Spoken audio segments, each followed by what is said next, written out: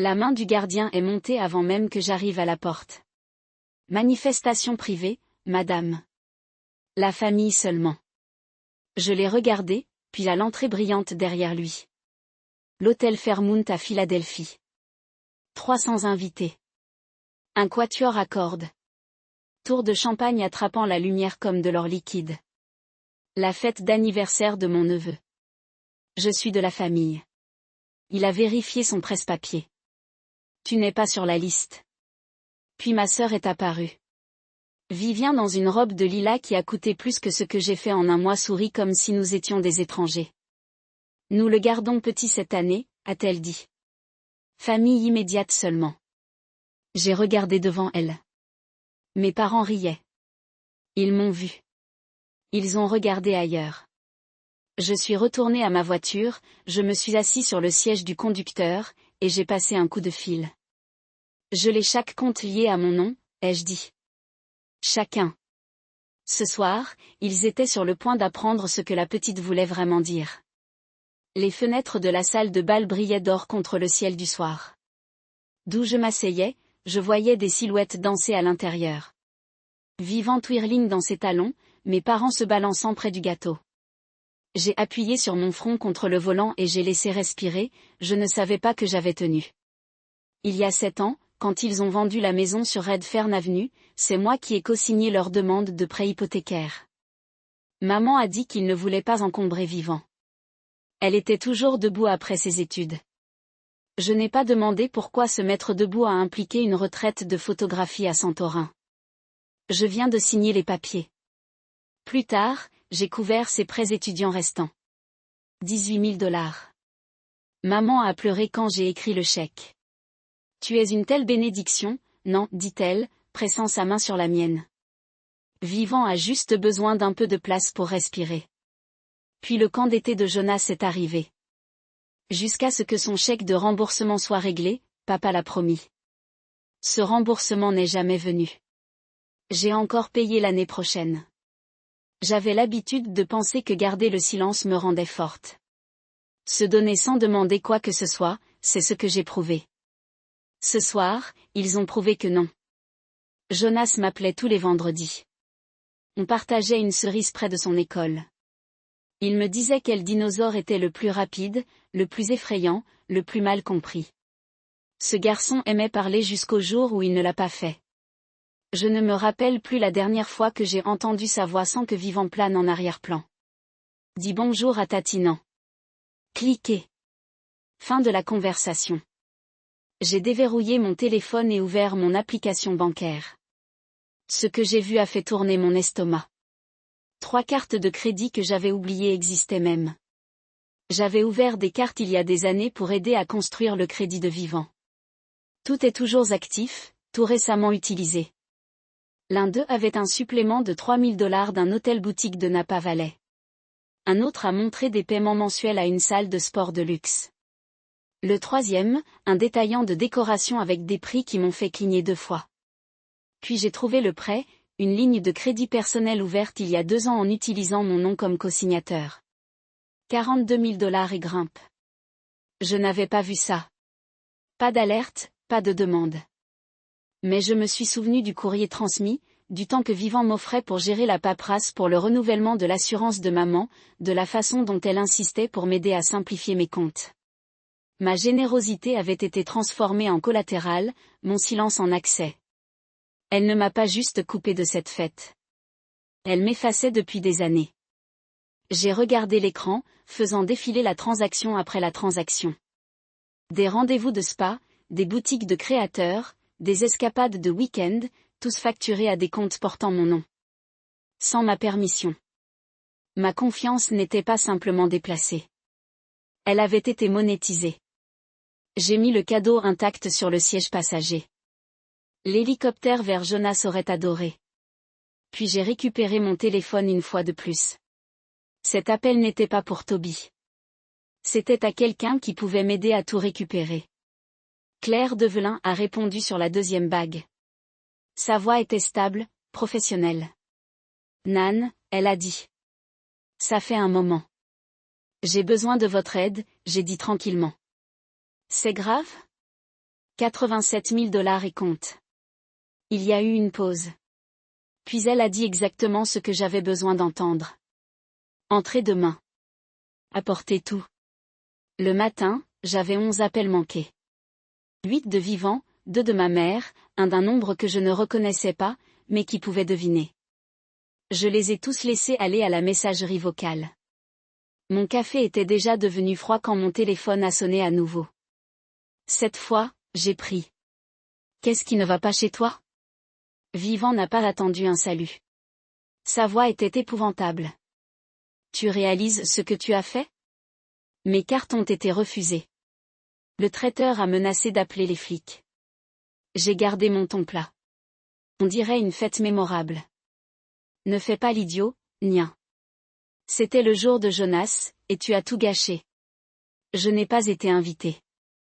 Apparemment, je ne suis pas assez proche de la famille pour rester dans la même pièce. Mais j'étais assez près pour faire des comptes. Vivant s'est tu pendant un temps. Puis elle riait vif et amer. Tu as toujours été si dramatique, et tu as toujours eu le droit. Tu vas détruire cette famille pour de l'argent. Non, j'ai dit calmement. Tu l'as déjà fait quand tu as commencé à me traiter comme une ligne de crédit au lieu d'une personne. Une autre pause. Nous avions besoin d'aide. Elle a finalement dit, vous avez forgé mon nom. J'ai des relevés bancaires, Vivien. Date, signature, frais, comptes ouverts en utilisant mon identité. Elle ne l'a pas nié. La ligne est devenue calme. Maintenant, vous savez ce que ça fait d'être effacé. Puis j'ai raccroché. Cet après-midi-là, papa a appelé. Ta mère est bouleversée, dit-il, la voix est lourde de déception. Elle pense que tu es injuste. Elle ne m'a rien dit. Elle est blessée, Nian. Moi aussi. Les familles se battent. Ça ne vaut pas la peine de traîner les avocats dedans. Tu aurais pu parler à Vivant. Oui. Elle a menti. Il était calme depuis longtemps. Tu aurais dû laisser tomber. Laisse tomber comme elle l'a fait avec mon nom, mon argent, ma place dans cette famille. C'est ta sœur. Il a utilisé ce mot comme si c'était censé être un bouclier. Il n'est pas trop tard pour annuler. On trouvera quelque chose en famille. Non, papa. Vous avez eu la chance de le découvrir. Il n'a rien dit après ça. Juste un soupir. Puis la ligne a cliqué. Le bureau de Claire sentait le cuir et le vieux papier. Elle s'est assise en face de moi, en passant par le dossier que j'avais apporté.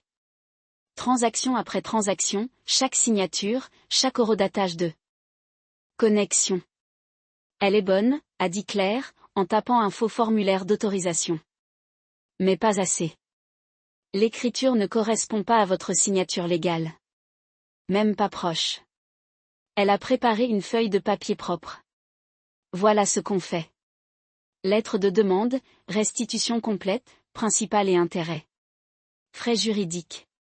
Cessation de tous les liens financiers conjoints ou co-signés et autre chose. J'ai levé les yeux. Visite, Claire a dit avec Jonas.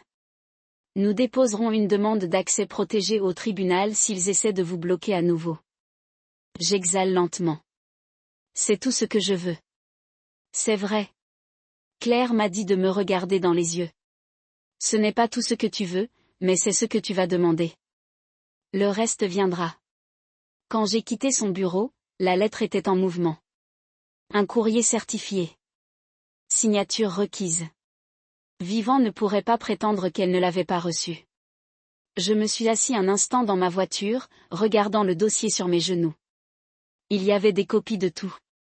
Chaque mensonge, chaque signature volée, chaque dollar qu'elle avait pris en souriant au dîner en famille. Je ne me sentais pas justifiée. Pas encore. Je n'étais pas après la vengeance. J'étais après une frontière qui aurait dû exister il y a des années. J'ai placé le dossier sur le siège passager à côté du cadeau intact pour Jonas. Puis je suis rentrée chez moi. Pour la première fois depuis 7 ans, je n'avais l'impression de devoir rien au monde. La maison avait l'air plus grande que je ne m'en souvenais. C'était peut-être le nouvel aménagement paysager ou les volets fraîchement peints. ou peut-être que maintenant je pouvais enfin voir combien de moi-même avait été versé dans un endroit où je n'avais jamais été pleinement accueilli. J'ai sonné une fois, puis 2 fois. Le chant faisait écho comme si j'étais un visiteur, pas quelqu'un dont le nom était sur le pré-original. Vivant a ouvert la porte avec un sourire poli qui s'est cassé au bord. Si ce n'est pas le shérif. Je suis entré sans répondre. Le foyer sentait comme un nettoyant aux agrumes et un parfum cher. Mes parents étaient déjà assis dans le salon, raides sur le canapé comme ils ne savaient pas de quel côté ils étaient censés être. Maman a offert un demi-sourire. Papa ne voulait pas me regarder. Vivant a plié ses bras. Tu n'avais pas besoin de faire tout ça. On aurait pu parler. On a essayé, j'ai dit. Vous avez menti. J'ai apporté des preuves. J'ai posé le dossier sur la table basse. Page 1, le faux formulaire d'autorisation. Page 2, la demande de prêt que vous prétendiez avoir signé. Page 3 à 10, relevé de cartes de crédit que vous avez accumulées à mon nom. Vivant a regardé et s'est moqué. Tu agis comme un martyr. Vous avez donné cet argent volontairement. Non, j'ai dit, je l'ai donné sous la croyance que jaillissait ma famille. Tu as transformé ça en un plan de financement pour ta vie imaginaire. Vous n'étiez pas généreux. Elle s'est cassée. Tu étais stupide. J'ai rencontré ses yeux. Non, j'étais de la famille et tu m'as raté. Papa a enfin levé les yeux brouillés de quelque chose que je ne pouvais pas lire. Vivien, il a dit tranquillement. Avez-vous vraiment utilisé son crédit? Vivien n'a pas répondu. Maman a pris sa main, mais elle s'est retirée. J'ai redressé la pile de papier. Tu peux m'appeler idiot. Tu peux m'appeler dramatique. Mais aujourd'hui, tu vas m'appeler fini. Vous allez signer un contrat de remboursement où je dépose des accusations pour vol d'identité, des accusations fédérales. Tu vas tout gâcher pour de l'argent, dit Vivant, sa voix tremble maintenant. Tu as déjà tout gâché. Je remets mon nom à sa place. J'y suis allé. Personne ne m'a arrêté. Même pas ma mère. En sortant, j'ai passé la photo de famille accrochée à la porte d'entrée. Mon visage n'était pas dedans. Il l'avait mis à jour l'an dernier. De nouvelles tenues, de nouveaux sourires, de nouveaux cadres. Je n'avais pas remarqué ma disparition. J'ai fermé la porte derrière moi et je suis allé directement au bureau de Claire. Dans la semaine, l'avocat de Vivant a ouvert avec bluster. Les revendications de détresse émotionnelle. Diffamation de caractère, préjudice irréparable à son unité familiale. Claire écoutait sans interrompre. Puis elle a glissé calmement 2 dossiers sur la table. Ce sont des demandes de crédit utilisant le nom de mon client, a-t-elle dit. Signature forgée, plus de 87 000 $ en dette non autorisée. Si vous voulez faire une contre-accusation, nous répondrons avec des accusations de fraude financière, de vol d'identité et d'abus d'aînés potentiels concernant l'hypothèque co-signée. Le silence de leur côté était immédiat. À la fin de la semaine, le juge avait émis des ordonnances de gel de toutes les lignes de crédit restantes auxquelles Vivant avait accès, y compris celles qu'elle n'avait pas divulguées. Claire les a trouvées.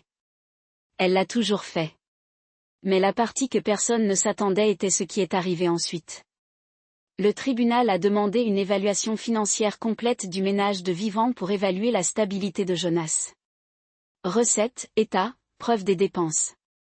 Vivant a soumis des factures de salon, un abonnement de spa de luxe, un bail pour une voiture qui coûte plus que tout mon salaire annuel. Ce qu'elle n'a pas fourni, c'était une facture pour les vêtements scolaires de Jonas, ses visites chez le médecin, ses soins de base. 3 jours plus tard, j'ai reçu un appel de l'évaluateur désigné par la cour. Sa voix était calme mais ferme. La garde temporaire vous sera transférée, mademoiselle Arlot, jusqu'à nouvel examen. Je me suis assis sur le sol de la cuisine, téléphone toujours pressé à mon oreille. Quand? Demain après-midi. Je l'amènerai moi-même. Jonas est arrivé à ma porte avec un petit sac à dos et de grands yeux. Il n'a pas posé de questions. Il vient d'entrer, de se mettre en marche et d'ouvrir le frigo comme avant, comme si aucun temps n'avait passé. Je me tenais dans la porte à le regarder, craignant que si je bouge trop vite, le moment pourrait éclater. Il a sorti une boîte à jus et m'a regardé. Je peux encore avoir la couverture de dinosaure? C'est dans le placard de la salle, ai-je dit. C'est le même endroit que ça a toujours été. Il a disparu dans le couloir, et j'ai entendu la porte ouverte. Quand il est revenu, il était enveloppé dans la polaire verte fanée, celle avec de minuscules T-Rex imprimés partout. Il s'est enroulé sur le canapé sans autre mot. Ce soir-là, mes parents sont venus, pas pour aider, pour s'opposer. Margaret se tenait au seuil, les bras croisés. Ça va trop loin, Nan. C'est sa mère, a ajouté Elliot. Vous punissez un enfant pour faire valoir son point de vue. Je suis sortie et j'ai fermé la porte derrière moi, gardant Jonas hors de la vue. Non, j'ai dit tranquillement. Je protège un enfant contre quelqu'un qui ne le voit que comme un complice. Tu te crois mieux que nous maintenant? Maman a demandé, sa voix. Crac. Non, j'ai dit que je pense enfin voir la différence entre se montrer et être visible. Ils n'ont pas répondu, ils étaient là à me regarder comme si je devenais quelqu'un qu'ils ne reconnaissaient pas. Peut-être. Je ne les ai pas invités. Alors qu'ils s'éloignaient, j'ai regardé en arrière par la fenêtre et j'ai vu Jonas sur le canapé, toujours enveloppé dans cette vieille couverture. Il avait l'air en sécurité. 2 semaines plus tard, Claire m'a invité à une réunion samedi matin à son bureau. Ce n'était pas seulement nous. Il y avait 3 autres femmes assises autour d'une petite table avec un café tiède et des visages tranquilles. Voici Ruth, Claire a dit. Et Elena, ils étaient là où tu es. Ruth avait été drainée financièrement par les entreprises de son fils adulte. Elena avait co-signé le prêt éducatif d'une nièce qui s'est transformée en 3 cartes de crédit et 2 avis d'expulsion. Nous avons partagé des histoires comme la couture de vieilles coutures lentement, soigneusement, sans honte. Je n'arrêtais pas de penser, si j'en avais assez, Ruth a dit, qu'il me verrait enfin comme plus que ce que j'ai donné. J'ai hurlé, sachant que la douleur était trop bien. Mais ils ne l'ont pas fait, Elena a ajouté doucement. Pas avant d'avoir arrêté de donner. Nous n'étions pas amers. Nous n'étions pas brisés. On venait d'être effacés. Jonas a commencé à venir tous les week-ends, légalement garantis. Il a apporté ses céréales préférées et a laissé des chaussettes dans mon sèche-linge. On a fait des cookies. On jouait aux cartes. On n'a pas parlé de sa mère à moins qu'il ne l'ait élevée. Il l'a rarement fait. Vivant a déménagé à Nashville, Tennessee. Elle a déposé une dernière plainte auprès du tribunal, qui a été rejetée. Puis elle a disparu en silence. Tous les mois, quelqu'un m'a fait une vague mise à jour. Nouveau appartement, nouveau travail, toujours amer. Cette dernière partie n'a jamais changé. Mais je n'avais plus besoin qu'elle change. J'avais juste besoin qu'elle parte. Et elle l'était. Un soir, je me suis tenue pieds nus dans la cour, sirotant du thé tandis que Jonas courait à grande vitesse à travers l'herbe. Son rire s'est levé comme quand il était petit. Nous ne reconstruisons pas l'ancienne version, ai-je dit à haute voix, surtout pour moi-même. Nous commençons quelque chose de mieux. Pas parfait, pas poli, mais mieux. On s'est mis en place tôt. 2 tables pliantes, une canopée louée, une glacière pleine de boîtes à jus. Claire a déposé des ballons. Mon voisin a apporté des chaises supplémentaires. Pas de fourgonnette, pas de fontaine de champagne, juste des sandwichs au beurre d'arachide en forme de dinosaure et une bannière maison qui lit Jonas à 11 ans. Les enfants se moquaient que le gâteau venait d'une épicerie ou que les sacs de fête n'étaient pas monogrammes. Ils se pourchassaient à travers l'herbe, collant avec du givre, les joues bouffées de rire. Je me suis assis sur une couverture de pique-nique, tout regarder se dérouler, sentir quelque chose s'installer en moi, quelque chose de solide. Quand Jonas a enfin ouvert son cadeau, ses yeux se sont grands. Le verre, demanda-t-il, tenant l'hélicoptère télécommandé qu'il avait pointé dans un catalogue il y a des mois. Tu te souviens? Bien sûr. Il m'a jeté les bras serrés et chauds. C'était le meilleur anniversaire, tante Nia. J'ai cligné fort, en pressant mon nez dans ses cheveux avant qu'il ne s'enfuit pour montrer à ses amis. Plus tard, pendant qu'on emballe les chaises pliantes, j'ai remarqué une enveloppe enveloppée dans l'un des sacs cadeaux. Un chèque de mes parents. Pas de carte, juste une note qui disait « Pour aider avec les dépenses de la fête ». Je suis resté là un moment, regardant l'écriture soignée. Puis j'ai glissé le chèque dans ma poche. Ce soir-là, je l'ai envoyé. Pas de notes, pas d'explication, juste du silence. Parce que cette fois, il ne s'agissait pas de prouver quoi que ce soit. Il ne s'agissait pas de rendre quelqu'un fier ou vu. Il s'agissait de Jonas, et il s'agissait de construire quelque chose qui n'avait pas besoin de lustre ou de liste d'invités pour se sentir réel. Alors que j'ai essuyé le glaçage de la table de pique-nique et que je l'ai regardé chasser des bulles avec les autres enfants, je savais que quelque chose avait changé. Ce n'était pas le genre de gens qui se vantaient sur les médias sociaux, mais c'était honnête.